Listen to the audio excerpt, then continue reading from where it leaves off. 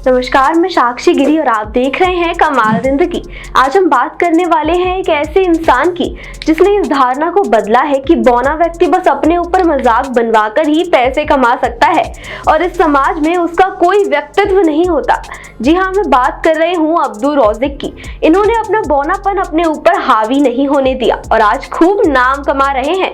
चलिए इनकी कहानी को शुरुआत से जानते हैं। अब्दू रौज़िक सेंट्रल एशिया के देश तजाकिस्तान से हैं। उनका परिवार एक गरीब परिवार था। माता पिता खेती बाड़ी करके घर चलाते थे। अब्दू रौज़िक के परिवार में उनकी 2 बहनें और 2 भाई भी हैं। अब्दू सबसे छोटे हैं। अब्दू रौज़िक का जन्म 23 सितंबर 2003 को हुआ था और तब उनके पेरेंट्स ने उनका नाम रखा था मोहम्मद रोज़िकी सर्विकुल। जिस वक्त अब्दू 4 साल के थे तब उनके परिवार को उनकी इस बीमारी के बारे में पता चला था। उन्हें रिकेट्स नाम की बीमारी है जिसके तहत इंसान का शरीर बढ़ना कम हो जाता है और उसकी हाइट भी नहीं बढ़ती। उसकी हड्डियां कमजोर हो जाती हैं और मांसपेशियां भी कमजोर हो जाती हैं। विटामिन डी की कमी के कारण ये बीमारी होती है। इस बीमारी का इलाज था लेकिन उनके माता पिता के पास इतना पैसा नहीं था कि वो अब्दू रौज़िक की बीमारी का इलाज करवा पाए और इसी वजह से ये बौनापन अब्दू रौज़िक पे हावी होने लगा। अब्दू बीमार थे ये वो और उनका परिवार जानता था, लेकिन अक्सर इस तरह की बीमारी दुनिया नहीं समझती। इसीलिए जब वो स्कूल जाते थे तो उनका मजाक बनाया जाता था। स्टूडेंट्स तो क्या, टीचर्स तक उनकी हाइट का तमाशा बनाते थे। यहाँ तक कि कई बार तो टीचर्स ने ये तक बोल दिया कि तुम स्कूल आना छोड़ दो। एक इंटरव्यू में उन्होंने बताया कि वो बस 20 दिन के लिए स्कूल गए हैं और उसके बाद उन्होंने बिना स्कूल जाए ही पढ़ाई की है। सोसाइटी में उनकी हाइट को लेकर जो मजाक उड़ाया जाता था उससे वो काफी फ्रस्ट्रेट होते थे, लेकिन जब जब उन्हें फ्रस्ट्रेशन होता था तो वो गाना सुनते थे और उस गाने को गुनगुनाने की कोशिश करते थे। ये सिर्फ फ्रस्ट्रेशन से दूर भागने का एक तरीका था। उन्हें नहीं पता था कि ये तरीका आगे चलकर उनकी पहचान बन जाएगा। जी हाँ, बार बार जो अब्दू रौज़िक गाना गाते तो दिन ब दिन उनकी गायकी सुधरने लगी और एक टाइम ऐसा आया कि वो शानदार तरीके से गाने लगे। पहले तो उनका गाना गाने का तरीका उनके घर वालों को पसंद आता था और धीरे धीरे उनके मोहल्ले वालों को पसंद आने लगा और धीरे धीरे वो अपने गाँव में इतने मशहूर हो गए कि वो अपने गाँव के मार्केट में जाकर गाना गाते थे और सभी लोगों को उनकी आवाज बहुत पसंद आती थी। वो अपनी लैंग्वेज में ही गाना गाते थे।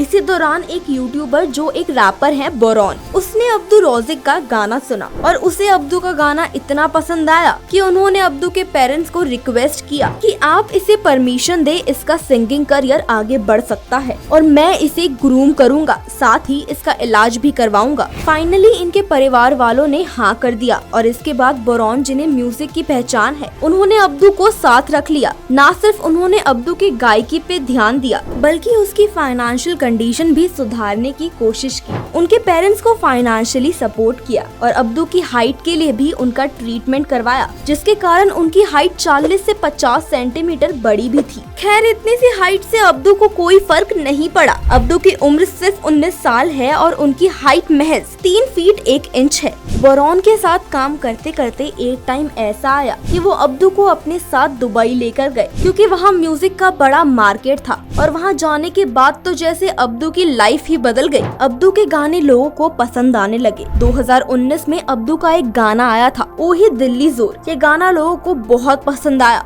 और इस गाने को मिलियंस में व्यूज मिले। इस गाने से अब्दू मार्केट में बड़ी लेवल पे अपनी पहचान बना चुके थे और इसके बाद मार्केट में अब्दू की डिमांड आने लगी थी। बोरॉन ही अब्दू को ग्रूम करने लगे और फाइनेंशियली भी अब्दू स्ट्रॉन्ग हो रहे थे। ना सिर्फ उन्होंने अपने गाँव में अपने परिवार के लिए एक शानदार घर खरीद लिया बल्कि उनकी लाइफस्टाइल भी बेटर होने लगी। कम ही लोग जानते हैं कि अब्दू को सिंगिंग के साथ ही बॉक्सिंग का भी शौक है और फ्री टाइम में वो जिम करना पसंद करते हैं, सिंगिंग करना पसंद करते थे और अब ऐशो आराम की अब्दू की लाइफ में कोई कमी नहीं है। आज के दिन अब्दू इतने बड़े इन्फ्लुएंसर बन गए हैं कि इंडिया के बड़े बड़े इन्फ्लुएंसर उनके साथ एक वीडियो बनाने के लिए तरसते हैं। अब्दू इंडिया में तब पॉपुलर हुए जब इंडिया का आईफा अवार्ड दुबई में हुआ। सलमान खान वहाँ पर पहुँचे और अब्दू भी वहाँ पर आए थे और वहाँ पर अब्दू ने सलमान खान को एक गाना डेडिकेट किया। इस वीडियो से ही पता चल गया था कि अब्दू को अब सलमान खान ही संभालेंगे और फिर हुआ हुआ भी कुछ ऐसा ही। अब्दू इंडिया में नजर आने लगे और अब्दू को सबसे बड़ा ब्रेक भी इंडिया में सलमान खान ने ही दिया। न सिर्फ सलमान खान ने अपने शो बिग बॉस में अब्दू को एज अ कंटेस्टेंट लॉन्च किया, बल्कि सुर्खियों के मुताबिक सलमान खान जल्द ही उनका बॉलीवुड डेब्यू भी करवाएंगे। सलमान खान के अलावा उन्होंने अनुष्का शर्मा के दिल में भी जगह बनाई है। साथ ही उन्होंने सारा अली खान और वरुण धवन के लिए गाना गाया है और हनी सिंह के साथ उन्होंने परफॉर्म किया है। और AR रहमान जो म्यूजिक इंडस्ट्री के लेजेंड है, वो भी अब्दू रौजिक से मिल चुके हैं। अगर बॉक्सिंग की बात करें तो बड़े बड़े बॉक्सिंग इवेंट में अब्दू को एज अ चीफ गेस्ट बुलाया जाता है। यानी 19 साल का ये कम हाइट वाला लड़का अब इंडस्ट्री के बड़े बड़े दिग्गजों के साथ स्टेज शेयर करता है, जहाँ एक टाइम पर प्रॉपर घर नहीं था, म्यूजिक की प्रॉपर ट्रेनिंग नहीं मिली, पढ़ाई लिखाई ठीक से हो नहीं पाई और हाइट पर तो रोक भगवान ने ही लगा दी थी। इन सब दिक्कतों के बावजूद भी अब्दू रौजिक आज एक बड़ा नाम है। और जहाँ ये माना जाता था कि बौना बस अपने ऊपर मजाक बनवाकर ही पैसे कमा सकता है, अब्दू ने इस धारणा को बदला है और आज अब्दू एक सिंगर, बॉक्सर, ब्लॉगर और इन्फ्लुएंसर भी है। अब्दू की लाइफ पर ये सूट नहीं करता कि पढ़ोगे लिखोगे तो बनोगे नवाब। उनकी लाइफ पर ये सूट करता है कि किसी भी चीज को अगर शिद्दत से करोगे तो पूरी कायनात आपको उससे मिलाने में लग जाएगी। यही कुछ हुआ अब्दू रौजिक के साथ। उन्होंने तो बस गाना गाया, लोगों ने उन्हें आगे से आगे बढ़ाया। ऐसे ही प्रेरणादायक कमाल वीडियोस के लिए देखते रहे कमाल जिंदगी। Please like, share and subscribe.